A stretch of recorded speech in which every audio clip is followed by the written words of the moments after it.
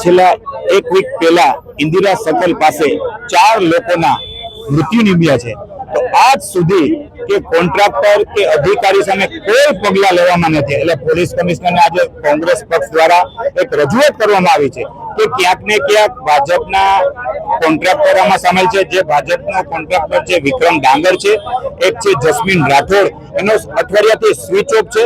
આની સામે કડકમાં કડક પગલા લેવાય એમાં અમારી માંગણી છે. ખરેખર આમાં ડ્રાઈવરનો તો વાંક છે, પણ જેમાં અધિકારી જે મેનેજમેન્ટ સંભાળે છે એની સામે પણ પગલા લેવા જોઈએ એવી અમારી માંગણી છે.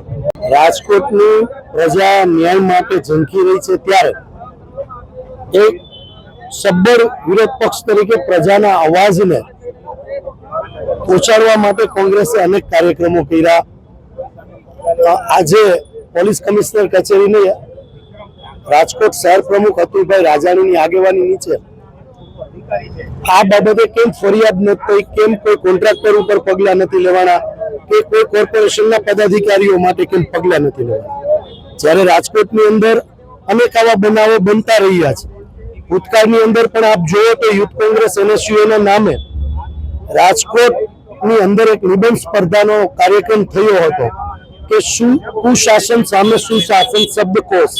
એની અંદર પણ લોકોના અનેક આવા પ્રશ્નોના જવાબ અમને મળ્યા હતા કે આ રીતે પ્રજાએ પોતાએ સૂચનો આપ્યા હતા. જો પ્રજા સૂચનો આપી શકતી હોય અને સારી રીતે શાસન ચાલી શકતું હોય તો જે સત્તામાં બેઠેલા છે એમની આંખ કેમ નથી ખુલતી?